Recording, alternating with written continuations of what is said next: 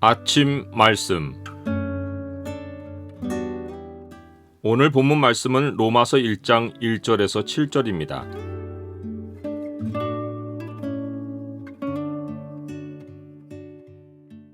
오늘 본문을 약속의 창으로 보면 하나님의 사람이 어떤 목적으로 택해지는지가 보입니다. 약속의 창을 보여주는 구절은 1장 1절입니다.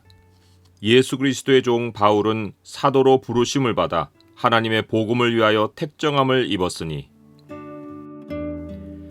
로마 교회는 바울이 세운 교회가 아닙니다. 바울은 로마에 가본 적이 없습니다. 그러면 그가 어떻게 로마 교회에 인사말을 할 수 있으며 어떻게 로마서 마지막 장에 무수히 많은 로마 교인들에게 안부를 전할 수 있습니까? 그 이유에는 하나님의 원대한 섭리가 있습니다.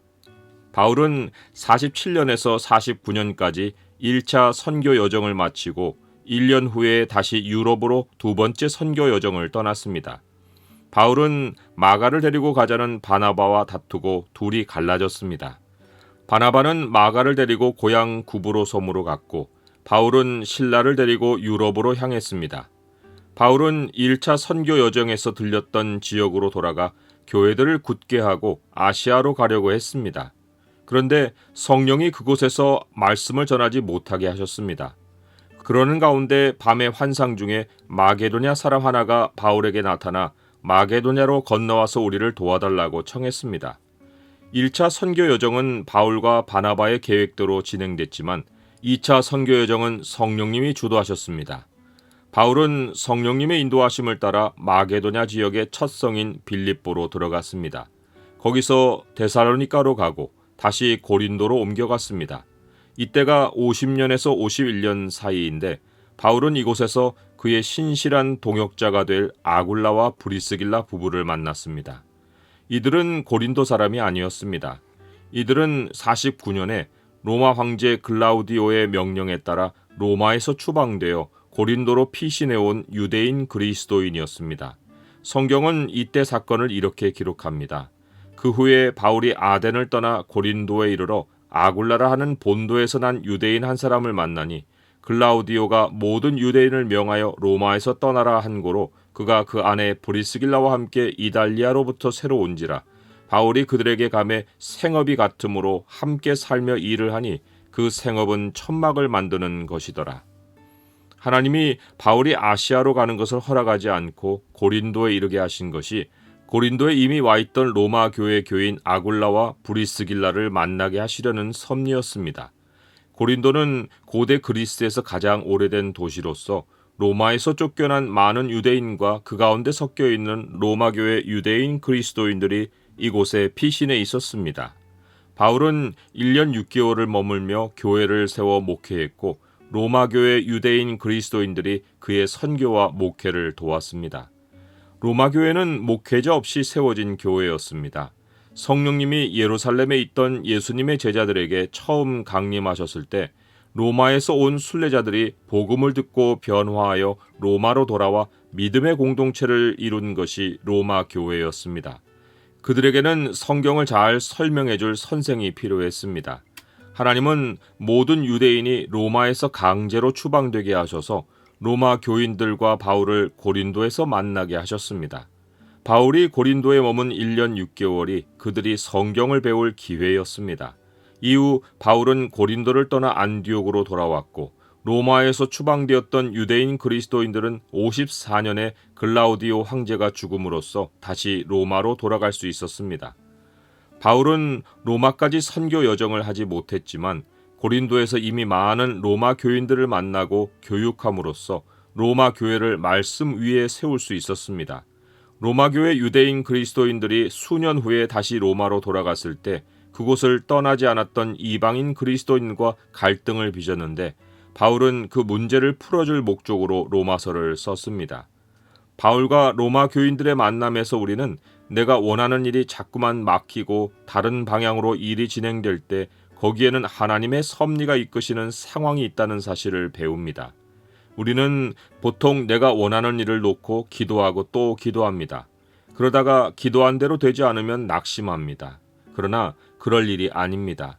바울이 자기가 원한 대로 아시아로 갔다면 아굴라와 브리스길라와의 만남은 이루어지지 않았습니다. 로마 교회로 편지를 쓸 일도 없었습니다. 이후에 로마로 가는 길을 준비하기도 어려웠습니다. 바울이 원하는 길은 막혔지만 하나님은 다른 길로 인도하시며 그가 미래의 로마로 가는 길까지 준비해 주셨습니다. 우리는 바울이 로마 교회 그리스도인들과 헤어지고 5년이란 세월이 흐른 후 57년경에 로마서를 쓸 때 그들에게 건넨 첫 인사말에서 자신을 온전히 하나님의 섭리 속에서 보고 있음을 발견합니다. 예수 그리스도의 종 바울은 사도로 부르심을 받아 하나님의 복음을 위하여 택정함을 입었으니, 바울은 자기가 예수 그리스도의 종이고 하나님께 보냄을 받았다는 뜻의 사도이며 창세전에 택하신 인생 목적이 하나님의 복음을 위해서임을 똑똑히 인지하고 있습니다. 바울은 인사말 후에 곧바로 그가 이해하고 있는 복음이 또한 얼마나 엄청난 하나님의 섭리 가운데 시작되고 이루어졌는지를 말해줍니다. 이 복음은 하나님이 선지자들을 통하여 그의 아들에 관하여 성경에 미리 약속하신 것이라. 바울이 전하는 복음은 예수 그리스도의 공생애에서 출발하지 않고 구약 약속에서 시작합니다. 구약 성경은 복음, 즉 좋은 소식의 내용이 무엇인지 명확히 전합니다. 선지자들이 전한 좋은 소식의 핵심은 하나님이 인간 역사에서 마지막 승리자라는 것입니다. 이사야 선지자는 복음이 하나님이 통치하신다는 소식이라고 말합니다. 좋은 소식을 전하며 평화를 공포하며 복된 좋은 소식을 가져오며 구원을 공포하며 시온을 향하여 이르기를 내 하나님이 통치하신다 하는 자의 산을 넘는 발이 어찌 그리 아름다운가. 이 복음의 주인공이자 실행자가 우리 주 예수 그리스도이십니다. 예수님은 육신으로는 다윗의 혈통에서 나셨습니다. 이것은 구원자가 다윗의 자손이 되리라는 성경의 약속을 이룸과 동시에 메시아를 기다리는 유대인의 소망을 이루신 것입니다. 유대인은 하나님의 아들이란 칭호를 메시아로 이해했고, 하나님의 아들이신 메시아가 다윗의 혈통으로 와서 자기 민족을 구원하실 것이라고 믿었습니다. 예수님은 다윗의 혈통으로 오셔서 그들의 기대를 채워주셨습니다. 하지만 예수님은 유대인의 메시아로만 아니라 죽은 자들 가운데서 부활하심으로써 능력으로 하나님의 아들로 선포되셨고 성령으로 새 언약 시대를 여셨습니다. 능력으로 하나님의 아들이란 말은 문자적인 뜻으로 권세 있는 하나님의 아들입니다. 예수님은 유대인의 메시아를 넘어 하나님이 통치하신다는 좋은 소식을 이루신 만왕의 왕이십니다. 하늘과 땅의 모든 권세가 예수 그리스도에게 있습니다. 주님이 다스리신다는 복음은 이제 유대인만 아니라 주를 믿는 모든 자에게 구원을 주시는 하나님의 능력입니다. 사도 바울이 하나님께 받은 직분은 이 복음의 능력을 모든 이방인에게 전해서 그들로 이 좋은 소식을 믿고 순종하며 살게 하는 것입니다.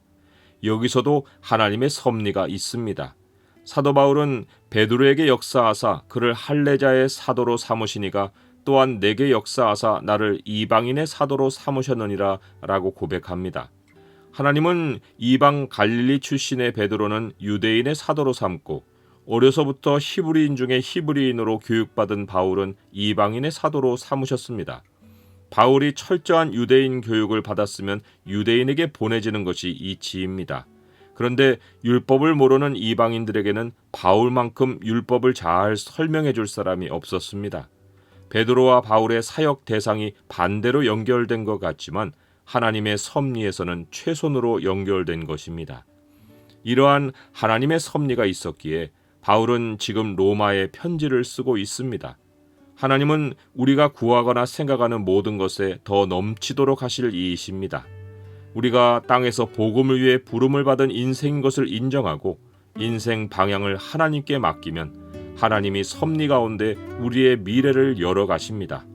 하나님의 섭리는 눈에 가려 있지만 가장 확실한 인생 나침반입니다.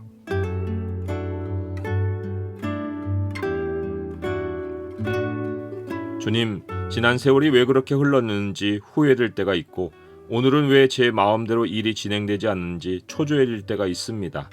그러나 하나님의 섭리가 모든 것이 합력하여 선이 되게 하여 주실 줄 믿고 앞날을 기대하며 나갑니다. 예수 그리스도의 이름으로 기도드립니다. 아멘.